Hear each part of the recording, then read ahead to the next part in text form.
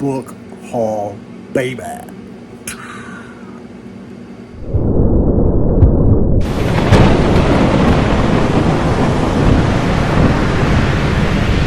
Hello, my friends. Welcome to Leap Day. It is, in fact, Leap Day as I'm talking to you right now. I don't know when you're going to be listening to me, but I'm doing today a Leap Day book haul video. All these books I didn't get on Leap Day, I'm just making the video on Leap Day. This is my February 2024 book haul. And this month I picked up some books, and I've shown you, had a lot of pre-orders show up this month, and I put up a lot of videos showing you about them books, done some book reviews, talked about some of them books.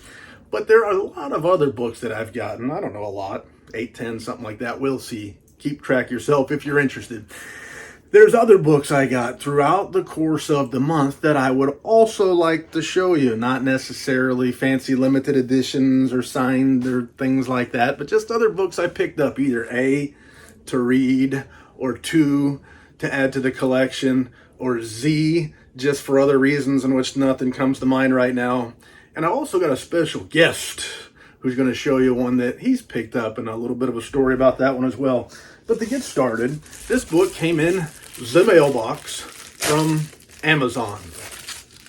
Ever hear of it? Well, there's an author by the name of Tyler Jones who wrote a book called Midas that I read. I got the Earthling Publications Halloween edition, signed limited edition of that book, and I liked it a lot. Glad to have it in the collection.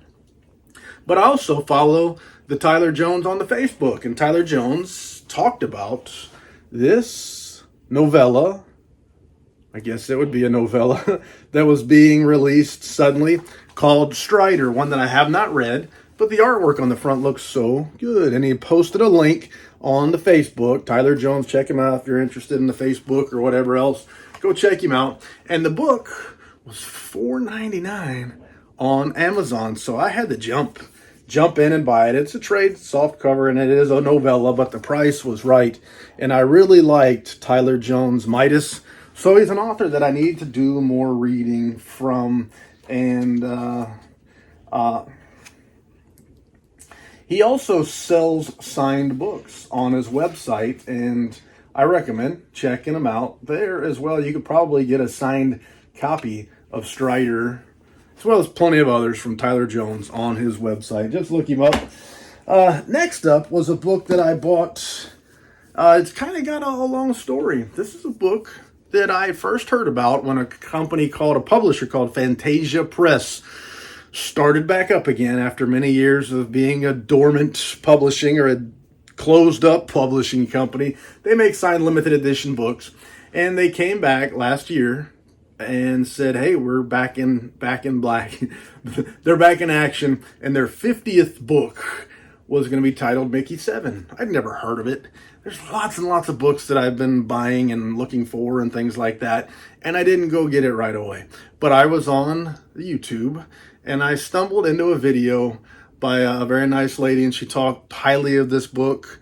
And about the same time, Diana Petroff from Fantasia Press sent me a message, offered me a chance to get a limited edition book from Fantasia Press of this book. Now, in the midst there of that process, I decided to buy this book on Amazon just so I could read it. And I bought this book, and I've read it. I'm going to do a review on it. But Mickey 7 is fabulous. It's phenomenal. This is simply the trade softcover version on Amazon. It was a great read. I can't wait to read the sequel to this book, Antimatter Blues. That's on the list. I don't have a copy yet, but I will get one. Got so many books to read, but I'll get one. I'll get one coming and read the sequel, Antimatter Blues. Hopefully Fantasia Press will publish a signed limited version of that book. But the list goes on, the beat goes on, and the beat goes on. I am a big collector. I'm a big collector of Lawrence Block, one of my very favorite authors, Walking God's Green Earth, famous for the Bernie Roddenberry series, famous for the Matthew Scudder series. And this is one of the books in the Matthew Scudder series called Even the Wicked. And it is the Orion UK trade hardcover edition. And it is signed in person, in the flesh, baby, by Lawrence Block, one of my very favorite authors walking God's green earth. And since signed is better, I had to go get this book and add it to the collection. I already had the U.S. first edition, first print, trade hardcover copy. But I got no problem. In fact, I got a disease. And the disease is I like to buy multiple different editions of the same book. Some people think that's stupid, and I don't disagree with them. It's just what I do. So I've got multiple editions, multiple copies of even The Wicked. They do look different, but it's the same daggum story. And actually, all of them that I have now are autographed, which I like signatures. Go figure. Next up, this one is a thing. It's a comic book, and I don't collect comic books. I don't even read comic books. Sue me. But I was looking on the eBay for something. It was Escape from New York. I collect novelizations of of movies that I love, and I've got a couple different versions of the novelization of Escape from New York.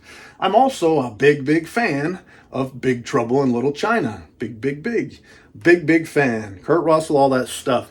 Well, while I'm searching for different copies than the ones I have of Escape from New York novelization, I saw this on the eBay, and it is a mashup. It's a Big Trouble in Little China and Escape from New York. It's a Loot Crate exclusive, and I haven't even taken it out of the wrapper. I just had to have it. I mashed them buttons and I got it coming. You're putting two iconic characters played by the same actor together in a story of some sort. Now I got to figure out, this one is one of 6. Looks like I got 5 more to get. And I'll probably end up reading them. Maybe I'll become a comic book fanatic and a collector, and I'll spend millions of dollars buying comic books, but probably not. I am glad to have this one, though, just because I like the subject matter. Now, I was at a bookstore in Tampa, Florida called Mojo Books. I stop in there every once in a while, and I usually end up picking up something. This time I picked up 2 things related to movies. I just mentioned I like movie novelizations. I collect movie novelizations of movies that I like. And one of the movies that I do truly like is this one right here called Young Frankenstein. And Mojo Books, sure enough, had this copy of Young Frankenstein, a Mel Brooks film, a novel by Gilbert Perlman based on the screenplay by Gene Wilder and Mel Brooks, plus 16 pages of fabulous photos from the smash 20th Century Fox movie. Super duper.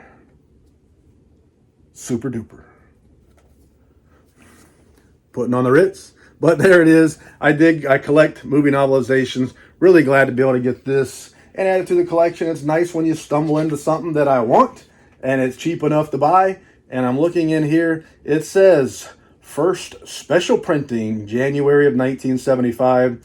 So it is a first special printing. The first printing was December of 1974. So there it is. There it ain't. Whatever it is, it is. But it's cool. This is one of those things where when I'm at a bookstore and I find something like that, I feel like I found a treasure. It's not worth a lot of money, but what are the odds that would have been there when I was there? Also, while I was there, I bought something else movie related and book related. I don't really know what it is, but I think it's kind of cool. I already had the movie novelization of Indiana Jones and the Temple of Doom, and it was more like the size of a typical mass market paperback book, something like that. But this little joker was sitting on a shelf, and I didn't know what it was. Was it a junior novelization? They tend to be a little bit smaller, but it is Indiana Jones and the Temple of Doom, a tale of high adventure, and it's illustrated with more than 60 color photographs based on a movie starring Harrison Ford. So take a good look again. I love the cover, and I think I already showed you the back of it here. But let's just see. It was $4.99 at Mojo Books. There's really not a story adaptation by Les Martin. It's much shorter than the novelization itself. It is only 96 pages, and it's chock full of illustrations from the movie. So I would suspect, even though it doesn't come out flat out and say it up front, this would be what would become known as a junior novelization, and a cool thing, something cool to go to my collection. I do dig the movie. I did buy the book. Glad to have it. It goes in the movie novelization collection. For what it is what it is. Now, here's a few more that I want to talk about, and then I'm going to bring in a special guest, if you will. This one, I have a little bit of a hard time explaining it, but I'm going to explain it anyway. There's a movie called Five Nights at Freddy's. Ever hear of it? And I thought it was a good movie. I didn't love the movie. It was a good movie, but to me, it was a special movie. Me and my youngest son sat in our little place up in Fort Payne on the mountain, on Lookout Mountain, and we watched this movie for the very first time together in the dark, late one night, just he and I. And so the movie is kind of special to me, and he dug it. He digs it. He's into the Five Nights at Freddy's stuff. So I'm at Walmart, and I see this, and it is the official movie novel, Five Nights at Freddy's, adapted by Andrea Wagner. So I dig novelizations, and I collect novelizations of movies that I like. This is on the list of movies that I like, plus a special little sentimental memory for me. So I went ahead, made the purchase. I had the chance. I had the shot. There was no risk, and I took it. And it is a first print, which is weird how they would have still first print copies at the Walmart, but you can see the number line there goes all the way down to 1 for those of you who care about such things. And that is a cool addition to my collection. Just a couple more. I was on Barnes & Noble's website, and I pre-ordered a book, a signed first print trade hardcover Stephen Graham Jones book that hasn't been released yet. And when I put it in the cart, it said something about spend X number of dollars more and you get free shipping.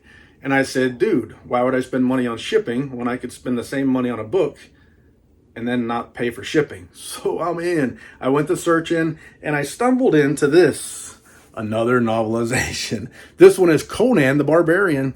And this is weird because this novelization came out many, many years ago, back in the 80s, the early 80s. And it was a Bantam Books. I got one sitting on the shelf up there, mass market paperback size, considerably smaller.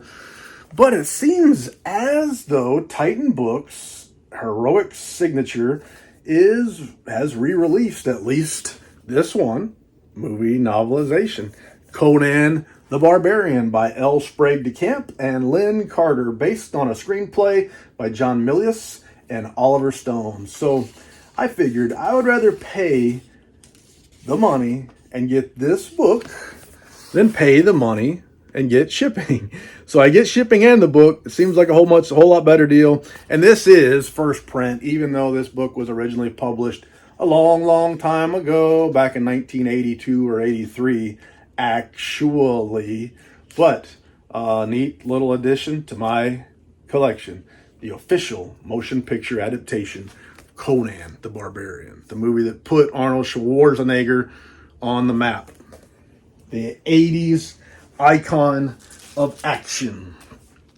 Now, other authors that I collect. There's another one named David Morel. In fact, David Morel was the first author that I actually said, I read David Morel books. Before that, I was just reading books. Something sounded good, you read it. Somebody give me a book, I might read it, or I might say it looks lame.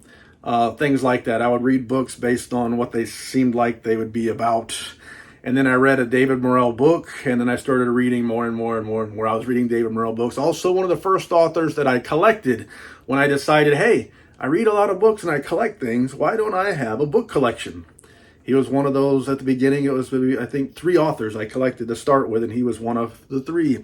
But I had a first edition, first print trade hardcover version of The League of Night and Fog for many, many years.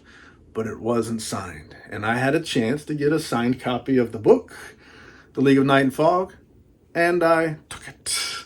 But a great book. I strongly recommend it. David Morel is well known for his spy thrillers, espionage thrillers, things like that. They can be categorized in different ways. And he wrote one called The Brotherhood of the Rose. That's probably one of his 2 most popular and best known books. And then he also wrote one called The Fraternity of the Stone. And it was a very similar book. Two partners who were doing missions and things like that, who found out that what they thought was real wasn't real. Turns out, even though they're different characters, they were in the same world, and this book puts them together. Figuring out what's going on, and all Morel is a master of spycraft, tradecraft, all that kind of stuff. A lot of research on everything that goes into his books, and he gives you a lot of the details on how things are possible, how things are done, such as that puts a lot of work in these books, a lot more than most authors are willing to do. And The League of Night and Fog is very good. But first read Brotherhood of the Rose and The Fraternity of the Stone, and then read The League of Night and Fog. It takes these two stories, puts them together. Great book. Glad to have a signed copy to go in my David Morel collection. All right, for the last one I got, I'm going to bring in a special guest, and I got my good friend Roman here, who's going to talk to you about something he picked up this month, actually. So, Roman, what have you been reading so far? I've been reading some graphic novelizations from Scott Cawthon. They're the Five Nights at Freddy's series. I have the whole series, but we have a new one today that we're going to show you. All right, so first of all, those are all graphic novels. What kind of deal did we make just the other day? If I read a real novelization, I would get $50 by the end of the month. A real novel within a month, I would give you what? $50. Cash, 50 big ones to read a real book, a whole Here, book. show it. So, what did we get in the mail? Show everybody what we got. My first actual novel. All right, open it up. All right, so open it up and show us what you got. All right, so show us what you got. I got a Five Nights at Freddy's Lally's game from the new Tales called Tales of the Pizzaplex. All right, so we made a deal. I didn't read my first book. How old are you?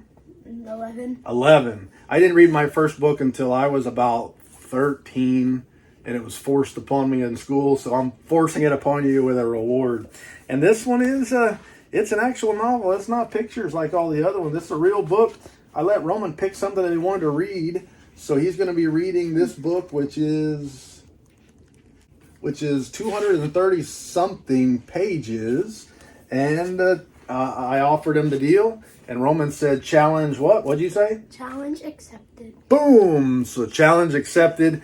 We'll check back in about a month and see how the challenge went. But Roman, And we can't think of any more lies to tell, so say la vie, baby. doo-doo.